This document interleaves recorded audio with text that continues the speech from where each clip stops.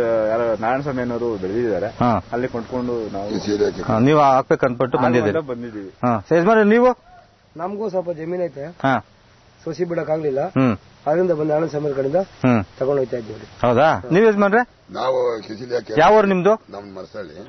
ಕೃಷಿ ಇಲಾಖೆಯವರು ಬೀಜ ಕೊಟ್ಟಿದ್ರು ನಾರಾಯಣಪ್ಪರಿಗೆ. ಅವ್ರಿಗೆ ನೀರುಗಳು ರೈತಗಳು ಬಿಡಕ್ಕಾಗಲ್ಲ, ಅದಕ್ಕೆ ನೀರು ಏನೋ ಅವರು ಸೌಲಭ್ಯ ಇಲ್ಲೂ ನೀರಿಲ್ಲ, ಬೇರೆ ಕಡೆಯಿಂದ ಜನಗಳ ಕಡೆಯಿಂದ ನೀರು ತಗೊಂಡು ಅವಾಗ ಕೃಷಿ ಇಲಾಖೆಯವರಿಗೆ ಅವ್ರಿಗೆ ಮಡಿಗಳು ಬೆಟ್ಟ ಹಾಕಿ ಸಸಿಗಳು ನೀರು ಕೊಡ್ತಾ ಇದ್ದೀವಿ. ರೈತರುಗಳೆಲ್ಲ ತುಂಬಾ ಉಪಯೋಗ ಪಡಿತಾವ್ರೆ. ನೀವು ತಿಳ್ಕೊಂಡೋಗಿ ಬಂದಿದ್ದೀರಿ? ಈಗ ನಾವು ತಗೊಂಡು ಹೋಗಿದ್ದೀವಿ, ನಾವು ಕಳಿಸಿದೀವಿ. ಮುಂದೆ ಇವಾಗ ತಿಳ್ಕೊಂಡು ಹೋಗ್ತಾ ಇದ್ದೀವಿ, ಇವಾಗ ಹೋಗ್ತಾ ಇದ್ದೀವಿ. ನಮ್ಗೆ ಭಾರಿ ಅನುಕೂಲ ಆಗ್ತಾ ಇದೆ. ಸರಿ.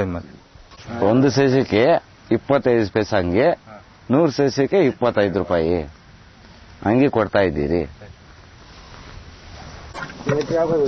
ಸೊ ಇವಾಗ ತಂದಂತ ಸಸಿಗಳನ್ನ, ತರಕಾರಿ ಸಸಿಗಳನ್ನ ಇವಾಗ ಬೀಜ ನಾಟಿ ಮಾಡಬೇಕಾಗಿರೋ ಮೊದಲು ಇಲ್ಲಿ ಅವರೇ ರೈತರೇ ತಯಾರಿಸಿರುವ ಜೀವಾಮೃತವನ್ನ ಅವರು ಇವಾಗ ಸುರ್ಕೊಳ್ತಾ ಇದಾರೆ.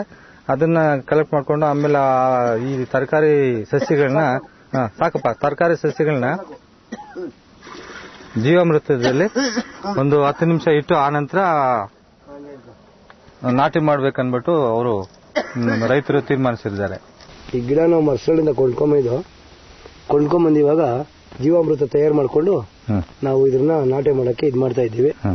ಅದರಿಂದ ಇದು ಚೆನ್ನಾಗಿರ್ತದೆ ಅಂತ ನಮ್ಮ ಇನ್ಸ್ಪೆಕ್ಟರ್ ಹೇಳಿದ್ರು, ಅದನ್ನ ನಾವು ರೆಡಿ ಮಾಡ್ಕೋತಾ ಇದೀವಿ. ಇವಾಗ ಜೀವಾಮೃತದಲ್ಲಿ ಇಡ್ತಾ ಇದ್ದೀರಿ? ಇಡ್ತಾ ಇದೀವ್ರಿ. ಅದನ್ನು ಇಡಿ ಸಕಲ ಸರ್. ಸೊ ಜೀವಾಮೃತದಲ್ಲಿ ಇಟ್ರೆ ಅದರಿಂದ ಏನು ಉಪಯೋಗ?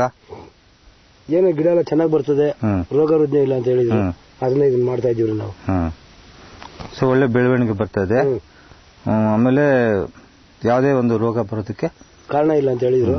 ಅದಕ್ಕೆ ರೆಡಿ ಮಾಡ್ಕೊಂಡು ನಾವು ಹಾಕೋತಾ ಇದ್ದೀವಿ ಈಗ. ಸರಿ. ಊರಡಿಗೊಂದು ಕಡ್ಡಿ ಹಾಕೊಂಡಿದ್ದೀವಿ, ಅರ್ಧ ಸೆಂಟ್ ಸ್ವಲ್ಪ ಈರುಳ್ಳಿ ಹಾಕೊಂಡಿದ್ವು. ಅದೆಡೆ ಮಧ್ಯ ಸೆಂಟ್ರಿಗೆ ಈ ಅಂತರ ಬೆಳೆಯಾಗಿ ನಾವು ಮೆಣಸೆ ಗಿಡ ಹಾಕೋತಾ ಇದ್ದೀವಿ. ಗೊಬ್ಬರ ಸರ್ ಹಾಕ್ತಾ ಇರೋದು, ದನಿನ ಗೊಬ್ಬರ ಹಾಕ್ತಾ ಇದ್ದೀವಿ. ಕೊಟ್ಟಿಗೆ ಗೊಬ್ಬರ ಹಾಕೊಂಡು ನಾವು ರೇಷ್ಮೆ ಬೆಳೆಗೆ ಯಾವ್ದಕ್ಕೂ ಇದು ಮಾಡ್ತೀರಾ, ರಾಸಾಯನಿಕ ಗೊಬ್ಬರ ಹಾಕ್ತೀರಾ, ನಾವು ಕೊಟ್ಟಿಗೆ ಗೊಬ್ಬರ ಹಾಕೊಂಡು ಬೆಳಿಬೇಕು ಅಂತ ರೆಡಿ ಮಾಡ್ತಾ ಇದ್ದೀವಿ. ನೀವು ಇದು ರಾಸಾಯನಿಕ ಗೊಬ್ಬರ ಹಾಕಲ್ಲ? ಇಲ್ಲ ಸರ್, ಹಾಕ್ತಾ ಇಲ್ಲ ಇವಾಗ. ನೀವು ಹೇಳಿ ರಾಸಾಯನಿಕ ಗೊಬ್ಬರ ಹಾಕ್ತಿರಲಿಲ್ಲ ಇದಕ್ಕೆ? ರಾಸಾಯನಿಕ ಗೊಬ್ಬರ ಹಾಕಲ್ಲ ಸರ್, ನಾವು ಎರಡು ಗೊಬ್ಬರ ಮಾಡ್ಕೋಬೇಕು ಅಂದ್ಬಿಟ್ಟು ಕೊಟ್ಟಿಗೆ ಗೊಬ್ಬರ ರೆಡಿ ಮಾಡ್ತಾ ಇದ್ದೀವ್ರಿ. ಇಟ್ಕೊಂಬರಿ ಇಟ್ಕೊಂಬರಿ ಹೆಂಗೇನೆ ಸ್ವಲ್ಪ ಸರ್. ಇದು ರೇಷ್ಮೆ ಕಡ್ಡಿ ಹಾಕೊಂಡಿದ್ದು ನಾವು, ಅದರಿಂದ ಅಂತರ ಬೆಳೆಗೆ ಮೆಣಸೆ ಗಿಡ ನೆಟ್ಕೊಂಡು ಇದು ಮಾಡ್ತಾ ಇದ್ದೀವಿ. ನೆಟ್ಕೊಂಬನ್ನಿ ನೀವು, ಹಂಗೆ ನೆಟ್ಕೊಂಬನ್ನಿ, ಹೋಗಿ ನೆಟ್ಕೊಂಡೋಗಿ ಹೆಂಗೇನೆ ನೆಟ್ಕೊಂಡೋಗಿ ಹೋಗಿ ಹಂಗೆ ನೆಟ್ಕೊಂಡು ಸ್ವಲ್ಪ ಆದಷ್ಟು ಕೆಳಕ್ಕೆ ನೆಡಿ, ಮ್ಯಾಕ್ ನೆಡಬೇಡಿ. ಸೊ ಈಗ ಈರುಳ್ಳಿನೂ ಹಾಕಿದ್ರಿ ನೀವು? ಈರುಳ್ಳಿ ಹಾಕೊಂಡು ಸರ್ ಒಳಗಡೆ ಎಡೆಯಲ್ಲಿ. ಈರುಳ್ಳಿ ಒಂದು 10-20 ದಿವಸಕ್ಕೆಲ್ಲ ಬಂದ್ಬಿಡ್ತದೆ, ಇನ್ನು 15 ದಿವಸ ಬಂದ್ಬಿಡ್ತದಲ್ಲ. ಆಮೇಲೆ ಇದು ಮೆಣಸಿನ ಗಿಡ ಕಡ್ಡಿ ಬಿಡ್ತದೆ ಒಳಗೆ ಬರ್ತದೆ, ಬೆಳೀತಾ ಇರ್ತದೆ ಅಲ್ವಾ? ಸೊ ನೀವು ಅದನ್ನ ಇವಾಗ ಅಂತರ ಬೆಳೆ ಮಾಡ್ಕೊಳ್ಳೋದ್ರಿಂದ ನಿಮ್ಗೆ ಅದು ನೋಡಿ ಇಪ್ಪಿನೇರಳೆನೂ ನಿಮ್ಗೆ ಎಲೆ ಸಿಗುತ್ತೆ, ಎಲ್ಲ ಅನುಕೂಲ ಸರ್. ಇದು ಈರುಳ್ಳಿನೂ ಒಂದು ನಿಮ್ಗೆ ಮನೆಗೆ ಆಗುತ್ತೆ. ಇವಾಗ ಮೆಣಸಿನ ಗಿಡ ಹಾಕ್ತಾ ಇದೀರಿ, ಮೆಣಸಿನ ಗಿಡನು ನಿಮ್ಗೆ ಮನೆಗೆ ಅದು ಅನುಕೂಲ ಆಗ್ತದೆ, ಎಲ್ಲ ಅನುಕೂಲ ಸರ್ ಇದು.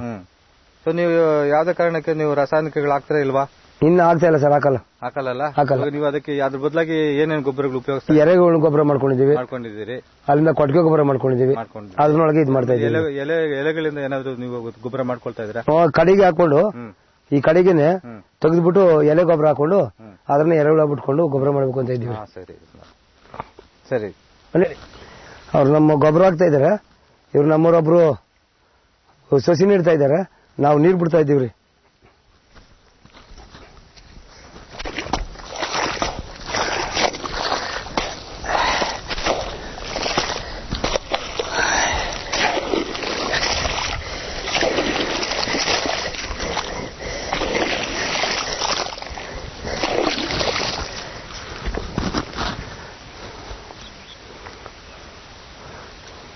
ಹಾಕೊಂಡು ಹೋಯ್ತಾರಿ,